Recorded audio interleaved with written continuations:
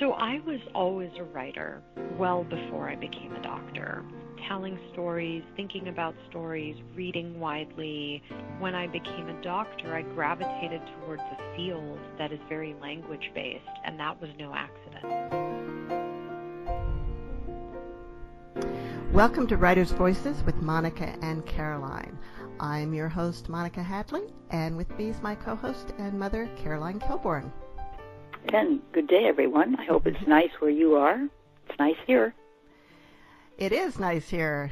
Spring is springing. Yes. Finally. Yeah. So today we have a very serious topic. Yes, we do.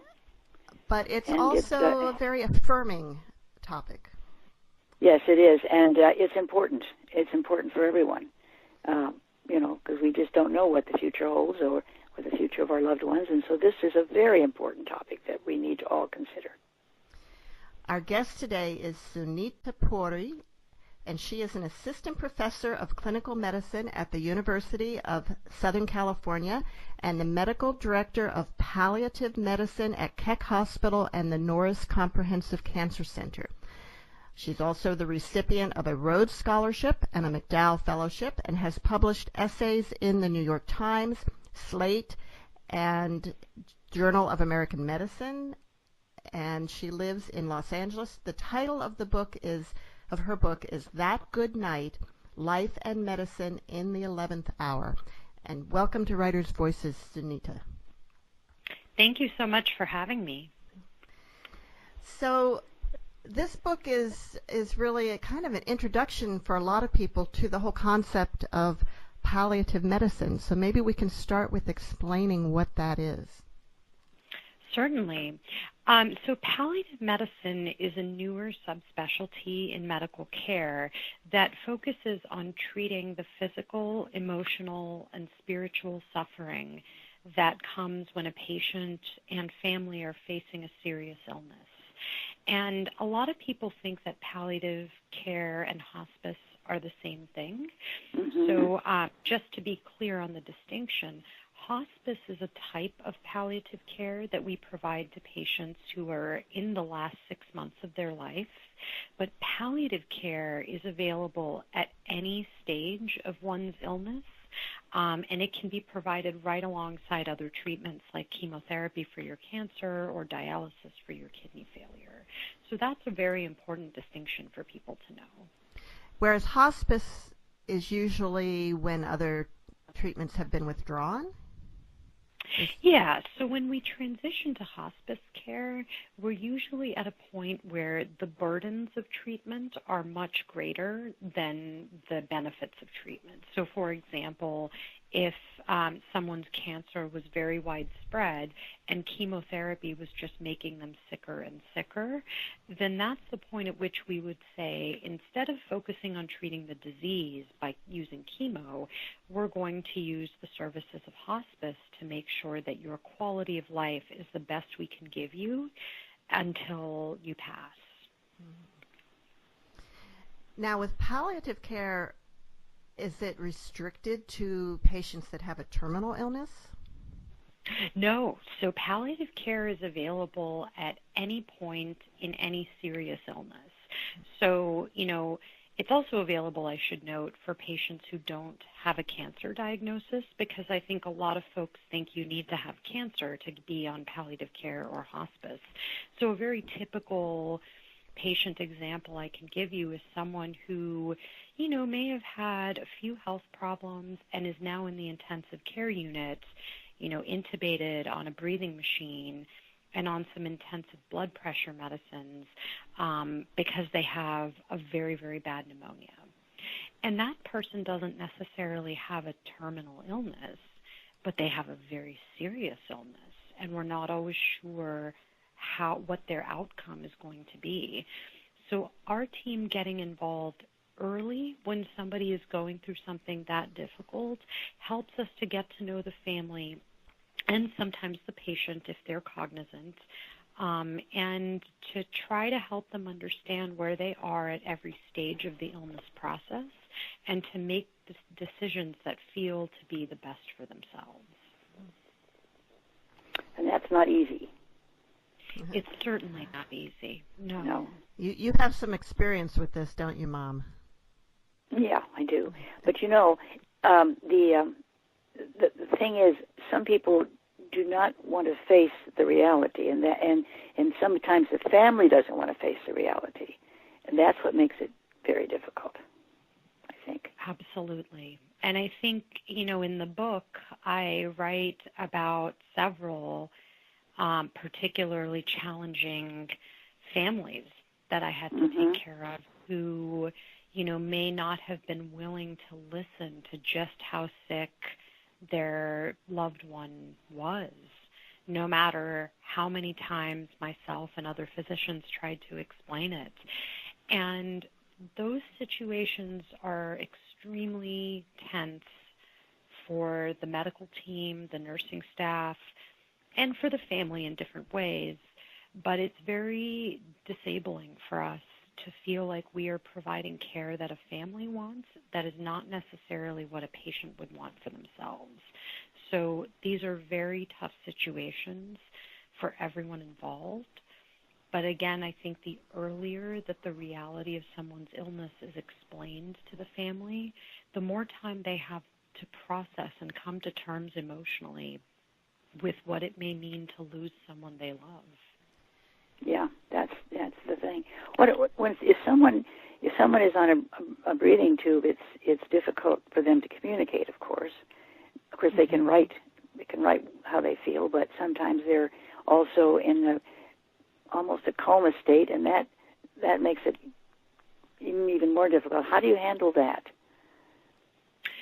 So, when one of the examples I talk about in the book is of a young woman named Alice who was suffering from a very rare and advanced lymphoma and was on a breathing machine but wide awake.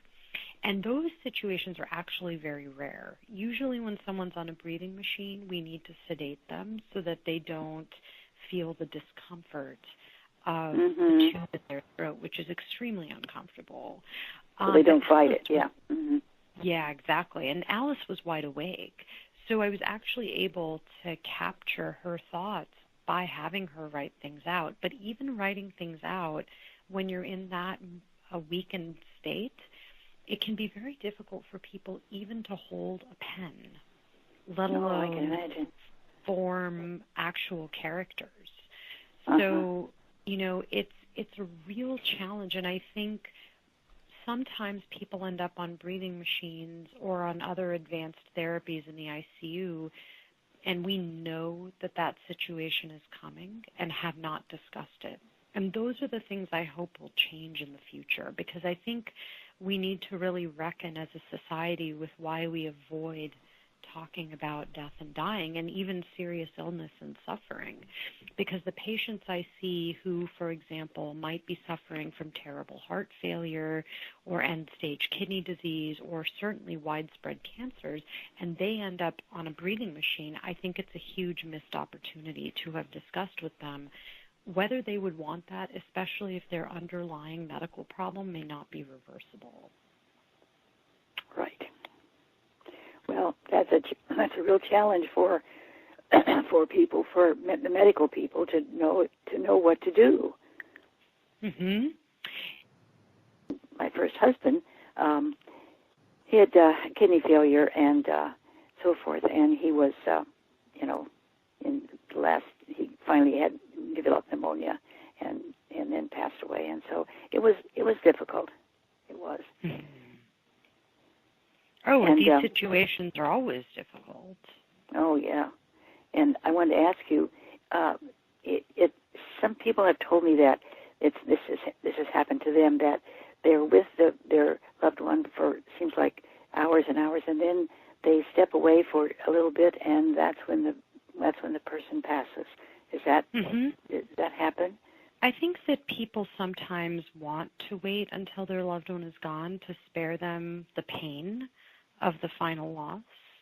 I think it's analogous to when, for example, our pets who are dying want to walk away from us and hide because they don't necessarily want us to see them like that.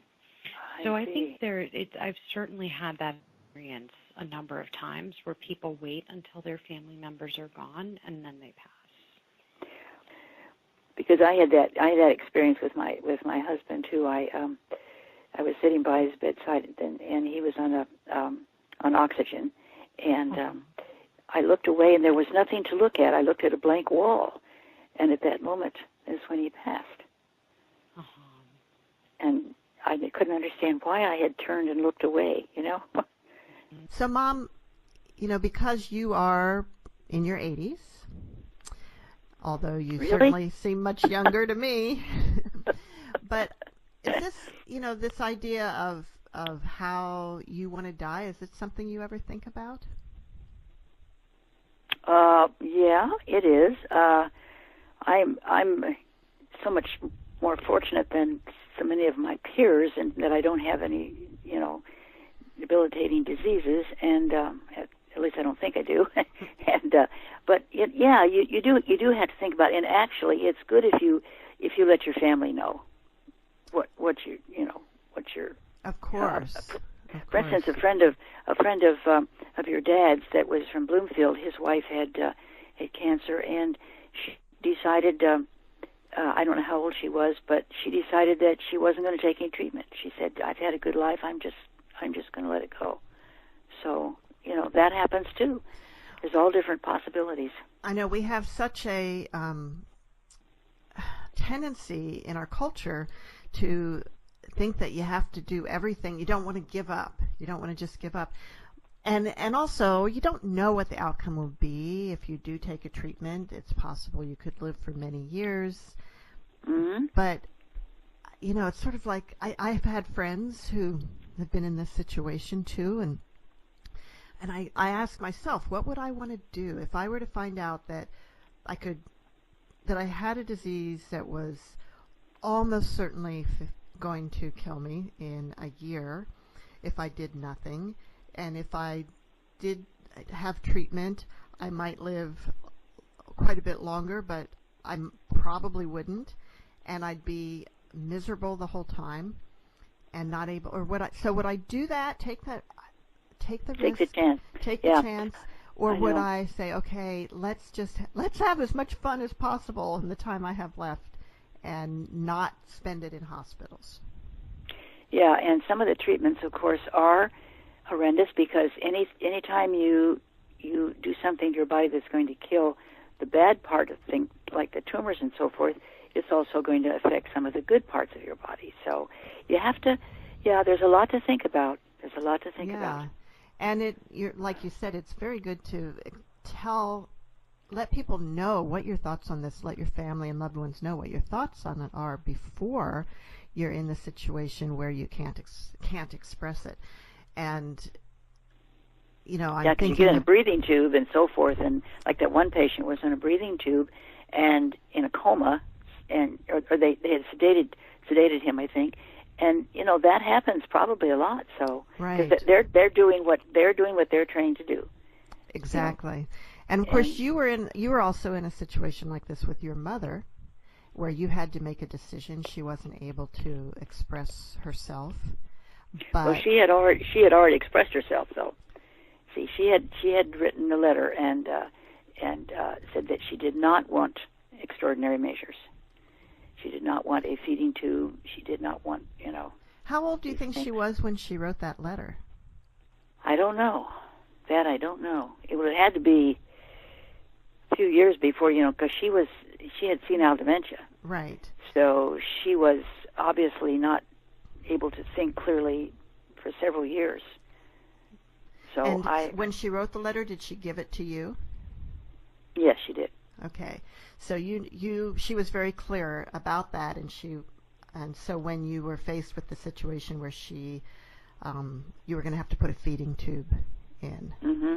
And so then she her doctor said, well, then when I showed it to him, he said, well, then there's then we can't do that. I don't want to do that because he didn't want that. And of course she died. Oh gosh.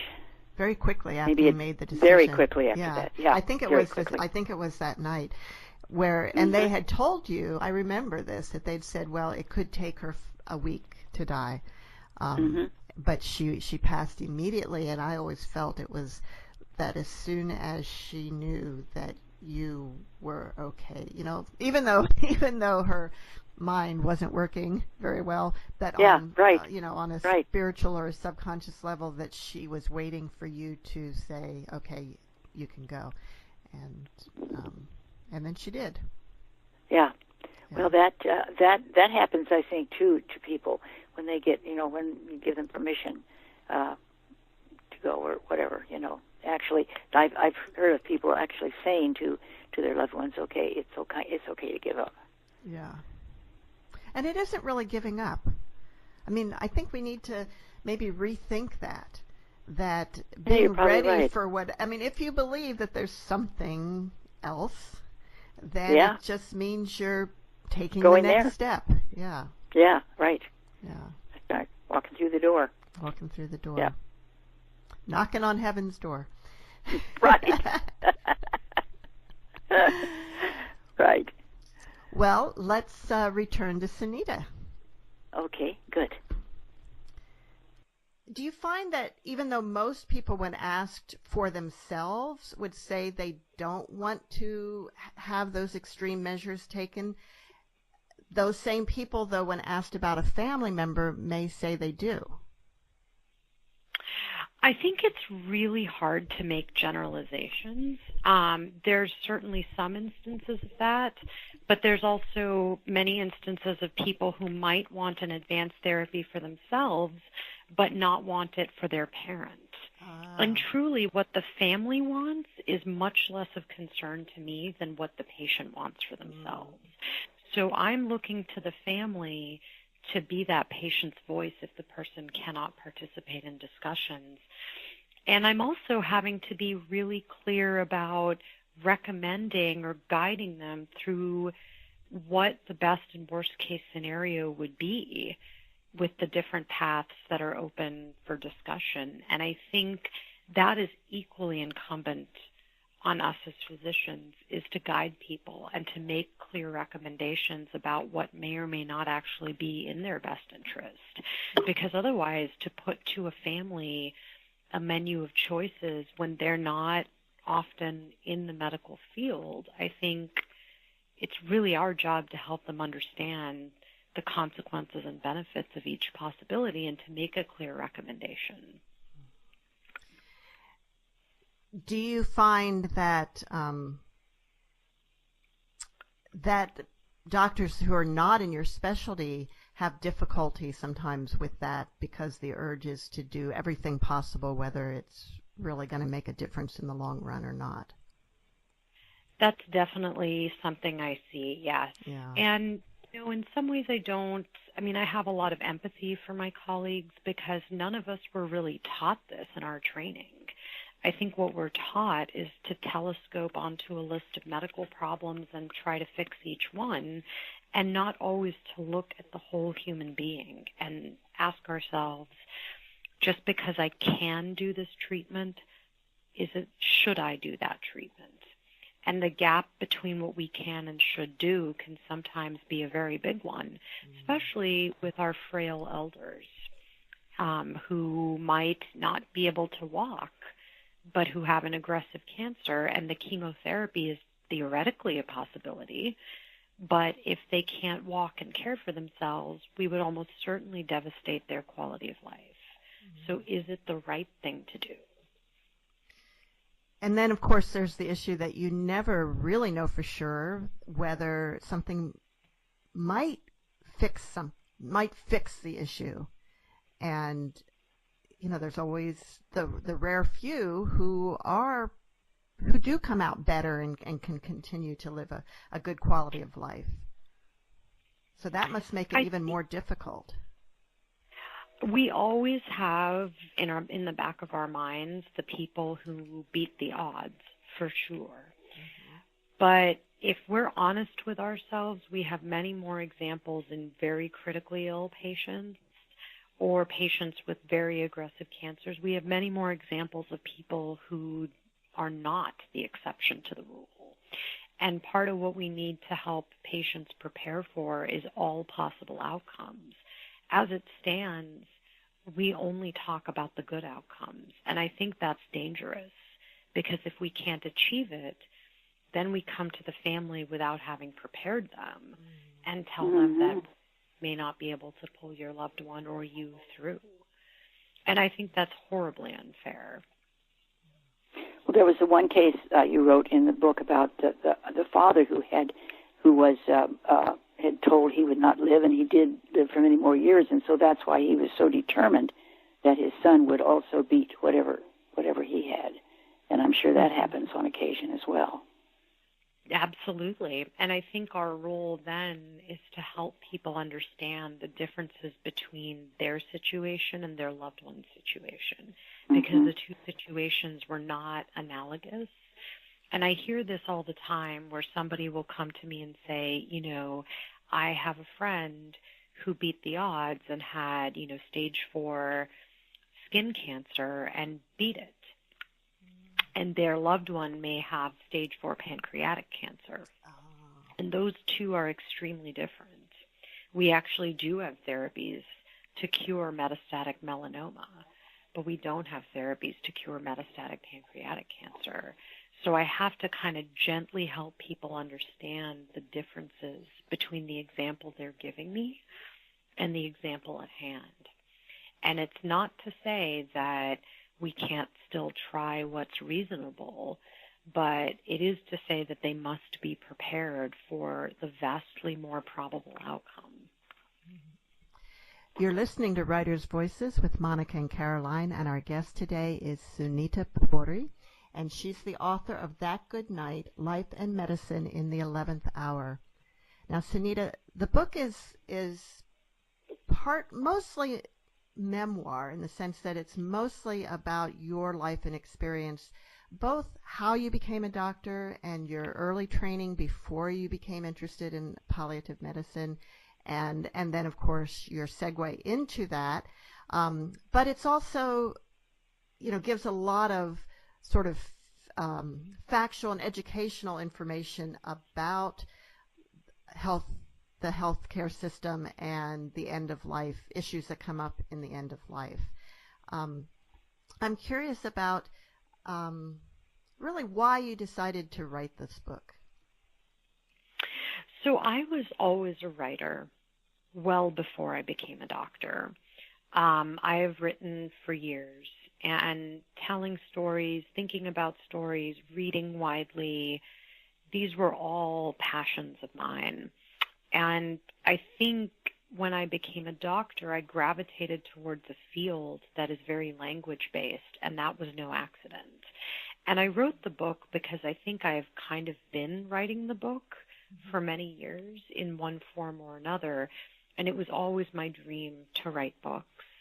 So I pursued this dream by making time to do it, and feel that I got very lucky to end up with a great publisher, and I'm very, very proud of the work I've done here. I think it was a way for me to understand how I bridged where I came from and what I chose to do, and to really examine closely on the page how a doctor's personal life can influence her professional life.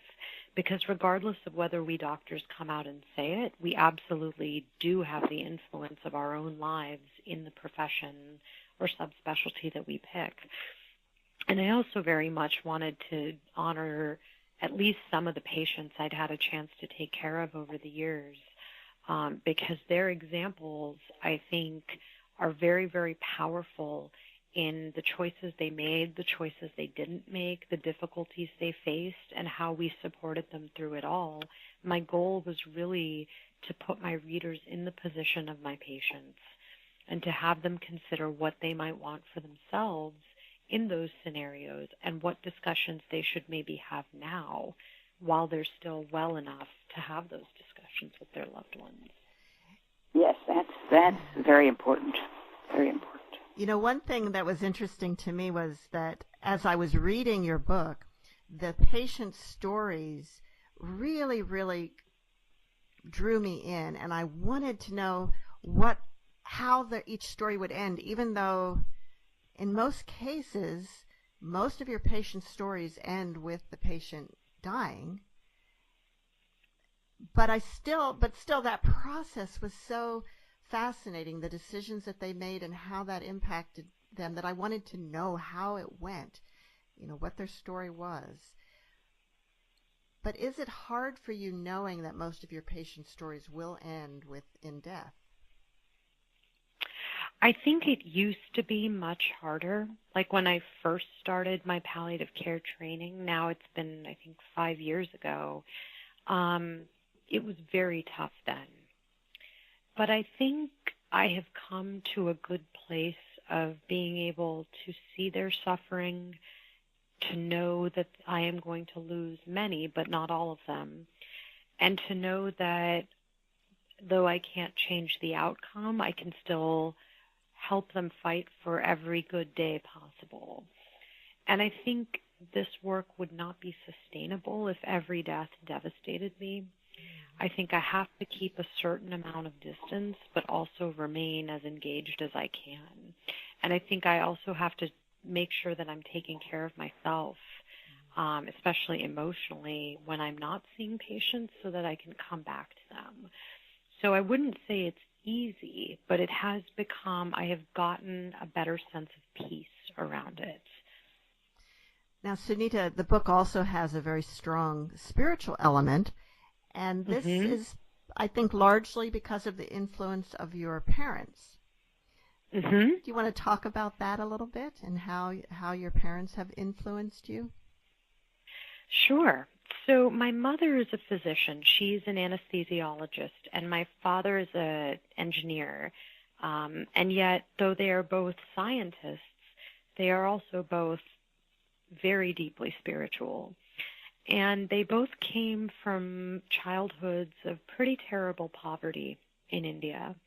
And at the time, their mothers, who were also very, very spiritual, really instilled in them a reverence for the divine and this strong sense of faith that a force beyond them would take care of them. And so as they left their childhoods of poverty and were able to become professionals and immigrate to the United States, one of the things that they really wanted my brother and I to have a strong reverence for was the sense of spirituality, something beyond the physical material world that could give us comfort and guide us. And I think, part of how I ended up in palliative care was because those lessons they taught me, that everything changes and everything ends, including our lives. That was something that I had to come back to gain solace and perspective when I was in my medical training, and I was trying to achieve the opposite, which was to keep patients alive for as long as possible and to think of the end of their lives as my failure. But what they had taught me was that everything is impermanent. And just because you give someone a treatment that studies show will work, at the end of the day, you really don't know what their destiny is. And it's the reason why, I would treat, for example, 2 patients with a severe heart attack with the exact same modalities, and one might live and one might die. And I did the same thing for both of them. And so seeing that in my residency training really took me back to the lessons that my parents had taught me. So ironically, I needed to become a scientist to really start to have a deeper reverence for the spiritual. But isn't it interesting that the lessons your parents taught you influenced your decision to go into palliative medicine, and yet they weren't really in favor of this for you? Yep. It's isn't that so human, right? And I wanted to not spare the contradiction in the writing of the book, because it was honestly what happened. My dad, I think, had always wanted me to be a cardiologist. And, my mom said that, why would you do this when you know everyone's going to die? What is the role of a doctor there? And, it was definitely a lot of moments of tension. But what ended up happening later in the book, and this idea of my mom coming around and saying, I could never do what you do. You are much stronger than I am. that was the kind of approval. I'd always chased my parents' approval, and, to some extent I still do. And that was a moment where I really felt validated that in following my heart and taking a different path, I had kind of done in many ways what my parents had done in leaving their country and coming here, not knowing anyone, but feeling like it was the right thing for them. So it was kind of my way of paying homage to everything they had taught me about being brave and courageous and following your gut instinct, and yet they disagreed with it. Just so funny and so parental, right? It is. Sunita, why don't you read from That Good Night for us? I know we picked out a section that I think this is a good segue into. Absolutely. So this excerpt is from the chapter called Extraordinary. And to give a little context, I was taking care of a patient named Mr. Smith who had widespread esophageal cancer and was very confused and delirious, had no next of kin who I could call and ask for assistance with decision making, and who had come in unable to breathe because of a very big blood clot in his lungs. And I had made the very hard decision to focus on his comfort instead of treating the blood clot, given that he was also at a very high risk of complications from blood thinners. I spent the next few hours checking on each of my patients, re-examining them if needed, adjusting medication doses, speaking with their family members. It was 2 a.m. when I retreated to my overnight call room. I had not been paged for 30 minutes, the longest stretch of respite that day. I lay down on the saggy call room bed and closed my eyes. I could still see the image of the computer screen in my head, the orders I had signed seemingly pinned to the lining of my eyelids. I thought of how difficult it had been to tell Ryan, my intern, that I'd decided not to give Mr. Smith heparin, a blood thinner, even though Dr. Doyle, my supervisor, had agreed with my decision. Disagreements between colleagues about serious decisions for patients could sting, as I had learned from my mother. I was 9 years old when she first began to tell me about the decisions she struggled to make at work, especially if her opinions were at odds with those of her colleagues in surgery. She would sit on our gray and black striped couch, and I would sit on the carpet, closing my eyes as she brushed the unruly frizz that was my hair at the time, smoothing it with coconut oil, weaving it into a braid. My head was tilted back from the cumulative force of brushstrokes, my eyes fixed on the white puffs that lined our ceiling, reminding me of vanilla cake crumbs. While she brushed, she told me her schedule that day. Today I have 2 cases with 1 surgeon, then I have to help out in the clinic in the afternoon. Her usual honeyed voice, a mixture of English and Hindi, was replaced by a detached evenness, a tone I didn't yet know I would adopt years later, the doctorly tone. As I heard her talk about work, I wondered why her voice changed. She set the brush down and picked up the blue bottle of coconut oil from Asia Sweets and Spices, the only Indian grocery store within driving distance of our home. It was the only place at the time that carried staples we needed: coconut oil, saffron, giant cardamom that my mother kept in the freezer, bootleg videotapes of old Hindi movies and the newly released Ramayana, calling cards to India, Ayurvedic toothpaste, velvety red bindis that my mother wore to prayers and parties, and, behind a glass counter, a multicolored assortment of the Indian sweets my parents loved. My mother's hands, small and soft, massaged the drops of oil first into my scalp and quickly down to the last stretch of my hair, pausing at the end to massage her own hands with the traces of oil that remained. This surgeon always wants to do very aggressive operations I don't think we should be doing. One of the cases is a guy who's 90. He has so many problems already with his heart and lungs, and now he broke his hip. I was still looking at our ceiling, wondering whether the big earthquake I kept hearing about at school would cause the flecks of white to flutter down in the closest thing to snowfall I'd probably ever see in Los Angeles. I don't think it's right, my mother continued. His heart and lungs are badly failing and you want to do a surgery? I felt her hands moving rhythmically between the three sections of my hair, weaving them together, stopping, reinforcing what she had already braided, and continuing. I really don't think we should be doing this, but it is hard to argue with the surgeon.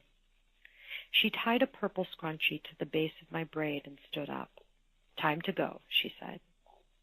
It would be years before I understood the complexity of the relationship between anesthesiologists and surgeons, but even as a child, I could sense the normalcy of professional disagreements during my mother's workdays. I wonder now why she began telling me these stories when she did, when I sat at her feet and she could only see my back, not my face. Maybe it wasn't me she was speaking to. Maybe it was just herself.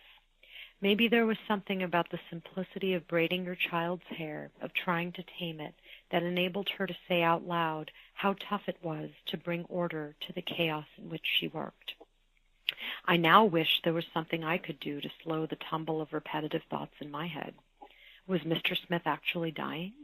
Could I know that for sure unless I tried treating what might be treatable? Yet why did the mere thought of trying that feel nauseating?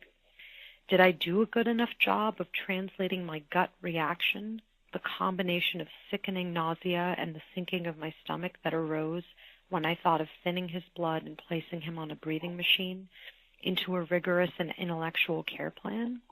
Was I being doctorly rather than emotional? I was midway through a yawn when my pager let out a series of beeps from Mr. Smith's nurse. His breathing has changed, she said worriedly. Please come evaluate him. Dying has a certain cadence and tempo, a recognizable prelude to an infinite stillness. When I first entered his room, Mr. Smith looked like he was sleeping. His chest rose and fell intermittently, and then more slowly. His eyes remained closed when I shook his shoulder. His heart rate slowed. The tempo increased. A hot wave of panic moved through me. I hadn't expected him to die tonight. Had my inaction expedited his death? Could the blood thinner have helped him have a few more good days? I pulled up a chair to the side of his bed and sat down. There was nobody to call on his behalf. There was nothing to do but be there. Goosebumps lined his arms, and I covered him with warm blankets from the ICU 1 floor above him.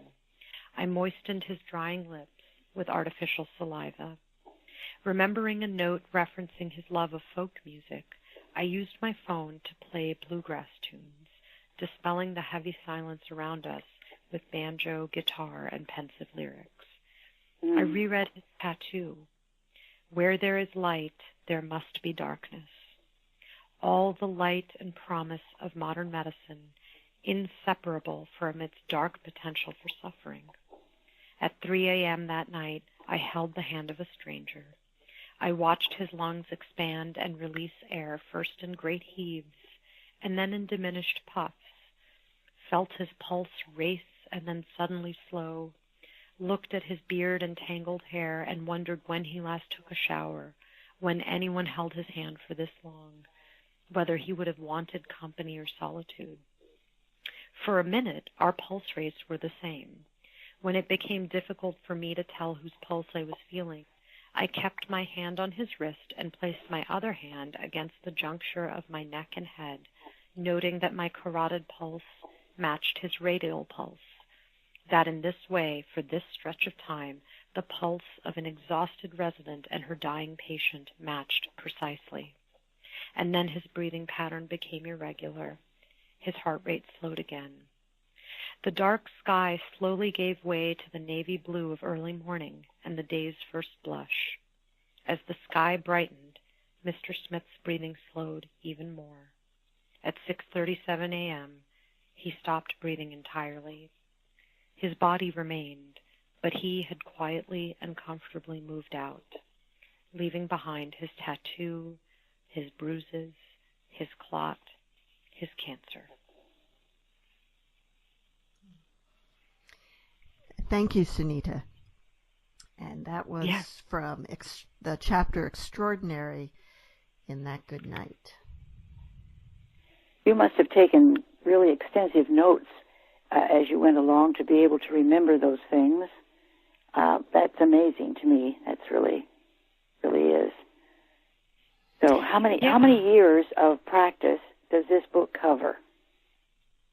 So it covers from 2010 to 2015. And okay. When you're writing about patients, are they all like specific? I know you probably changed names, but are they specific details to that patient, or do you sometimes combine details from multiple patients? So I don't have any composite characters in the book, so every patient is distinct. Okay. And I basically changed, in his case, I actually changed very little other than his name. In other cases, I changed diagnoses sometimes, or the nature of family relationships to protect the families and the patients as much as possible. But in his story, actually, the physical description of him is pretty true to how he looked. Yeah, I wondered about that, if you have to get permission from patients to use their story, or if you can change enough details that you don't need to do that.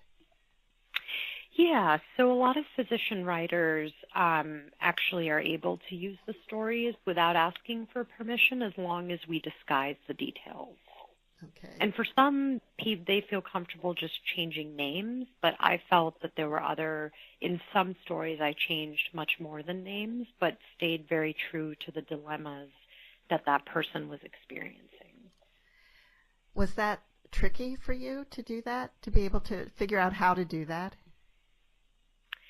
It was, to some extent. I think the hardest part is that I actually know all their real names, so sometimes I forget the pseudonyms I gave them, and that gets tricky. I had to reread my book closely to make sure that I knew all the pseudonyms. Yeah. I wanted to ask you about when someone has requested a DNR, and of course you have to, when they do that, then you have to, say that okay, that's what they want.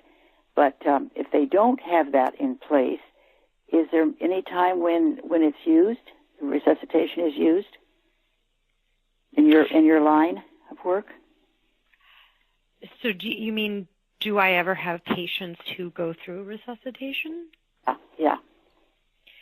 So sometimes, depending on the clinical scenario, I think it's important, even if they don't have a DNR in place before they got that sick, I think it's important, again, to help families and patients understand just what an extreme measure CPR is. It's not what we see on TV. There was actually a study in one of our very prestigious medical journals, the New England Journal of Medicine, that looked at the percentage of success of resuscitation on TV shows versus in real life. On TV shows, I thought it was brilliant, because people do get a lot of wrong information from these shows.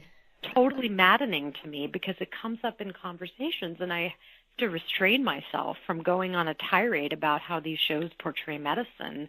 But the percentage of success on TV shows was like 88%. In real life, it's closer to less than 5%. You're kidding. So, wow. Oh, no, absolutely. For patients who I see, hands down. And the success of CPR is measured mostly by whether we can get a heartbeat back. It's not measured by how people do after discharge, if they get discharged. Yeah. So people have no idea about that. And to me, it's a topic I feel passionate about, because just like we say to someone, we can't take you to surgery because you're too sick and you might die during surgery, we also have to be able to say CPR is a medical treatment, and when we don't think it's beneficial, we're not going to do it.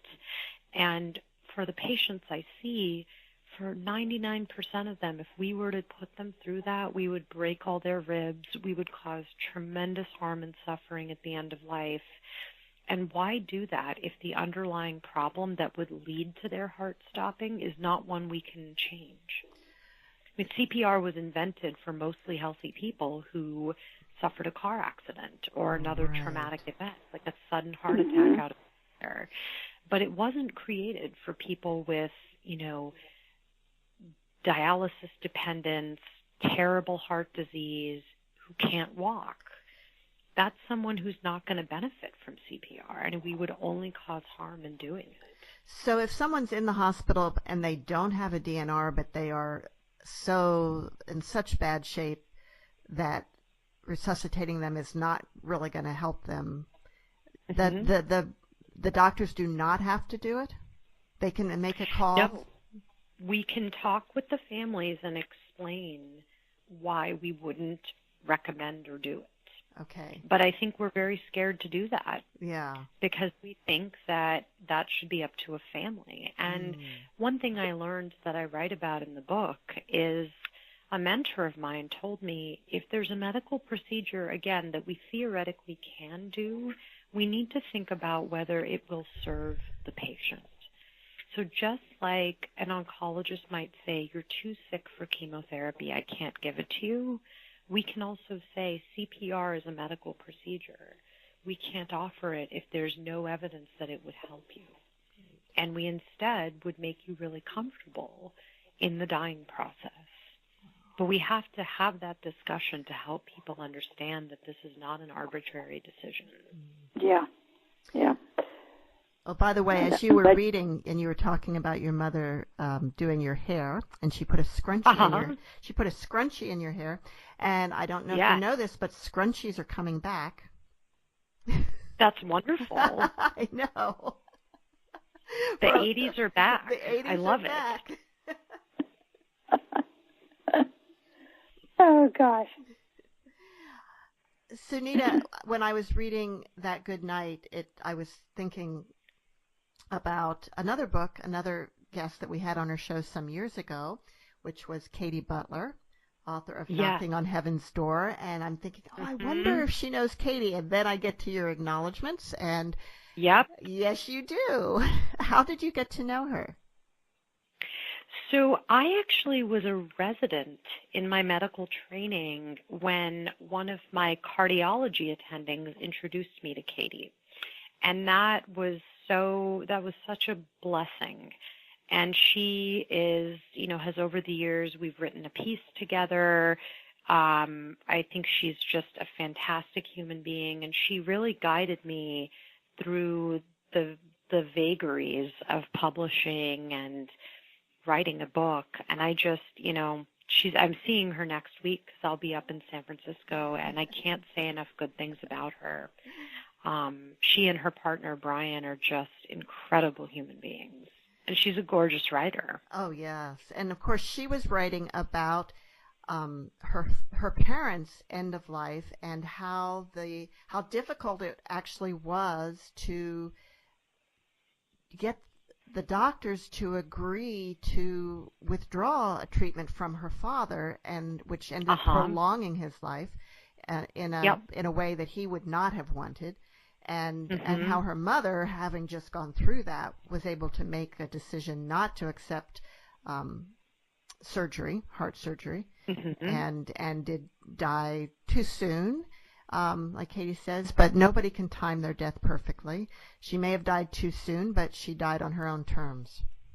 Yeah, and, exactly. Yeah.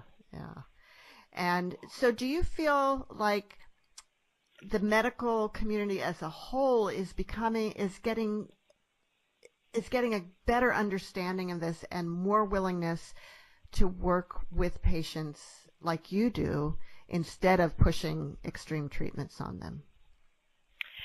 I think things are changing as palliative care has become more a part of mainstream discussions, but I think there's still a long way to go. There's still a lot of colleagues who think of palliative care as giving up on their patients. They think the word hospice certainly implies giving up.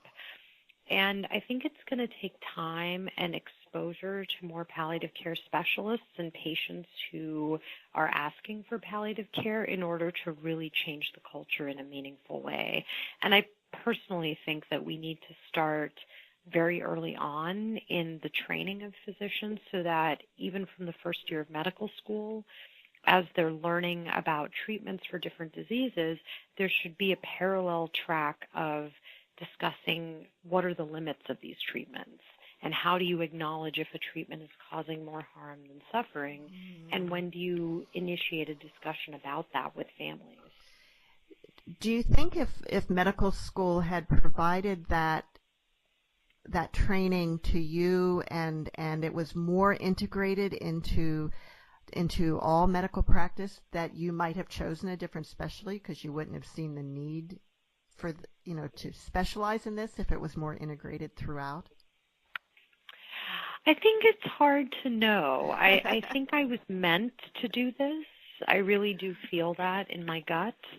So I think no matter what I would have chosen, if I chose something else, I think I would have been the sort of doctor that would have had a very close eye on matters of language in medicine, symptom relief, and kind of trying to see the patient as a whole patient. Mm-hmm. So I don't know that I would have necessarily gone into something else. But, and I don't, it's hard to imagine how my journey might have been different if I was much more exposed to palliative care. My suspicion is that I would have been drawn to it and hooked earlier. Right. So, Sunita, tell us a little bit about your writing process. Yes, for example, did you write the book kind of from beginning to end? It has a fairly chronological structure to it. So yes. Yeah. Mm-hmm. So it kind of makes sense. Or did you have another way of like writing the pieces and then putting them together later? So some of the pieces, what the chapter I read from, Extraordinary, was actually published as an essay in the medical narrative section of the Journal of the American Medical Association. So there were pieces of the book I had written and refined before I started writing the whole book. But I mostly wrote it while working full-time as a physician, which I still don't understand how in the world I did that. Who knows, man? People ask me that, and I'm like, I have no effing idea how I wrote this when I was working full-time. So I think what helped a lot was just being disciplined. I think I felt as though if I procrastinated and didn't stick to a schedule, that I would be a writer who had spent like 10 or 15 years on her first book, and I didn't want that for myself. So I spoke with my editor and I said, maybe you can help gently keep me on track by, every month I can try to get you a chapter or at least get you some sort of new writing. And that was actually very useful, as was the incredible opportunity to spend time at writing residencies. I was at McDowell, the Mesa Refuge, and UCross, and those were just serene, beautiful places that provided shelter and food and the company of other artists. And having those 2-week stretches away from the hospital, I would say I probably wrote about 35% of the book on those 2-week stretches. Wow. Because I knew once I go back, it's going to be very busy. Yeah. So I knew I had to kind of make the most of that time. So it sounds like you had a book contract before you actually wrote the whole book? Yes, I was very lucky that I got a contract before writing it. And that, I think, again, I feel incredibly lucky that was how this process unfolded. And was Katie a help in that, I'm guessing? Well, she provided guidance for sure. Okay. Because the process, the publishing world is so different than the world of medicine that I needed her to guide me through that, which was very, very helpful. So did you go, like, find an agent first, and then the agent got you the publishing contract, or did you? Mm-hmm. Okay. And was it hard to find an agent, to get an agent? Some authors say it's actually, that's the hard part, is getting a good agent. I was lucky to find someone very well respected who had read my New York Times piece. I had written a piece at the Times, and that's actually when everything started, because I got an email from an editor saying she was interested in the bigger book I was writing, because it was in my byline that I was working on a book. So the way this all unfolded was extremely, I just feel very, very blessed, because I know this is not typical.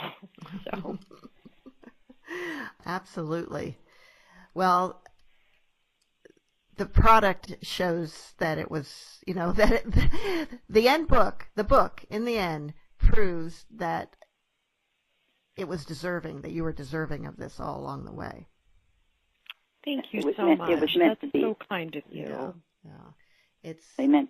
It's an important book. It's touching. It's easy to read, and it holds your attention. And you're combining story with information, which I think is the best way to convey information. So. I totally agree. So, are you going to do it again? Another book? Yes. I'm starting to think of what might come next, and there's a bunch of different things that are running through my mind, so it'll be interesting to see what I'm most drawn towards. Well, yes, it'll be interesting for us to see, too. And I know that we're limited on time because you have to get back to being a doctor.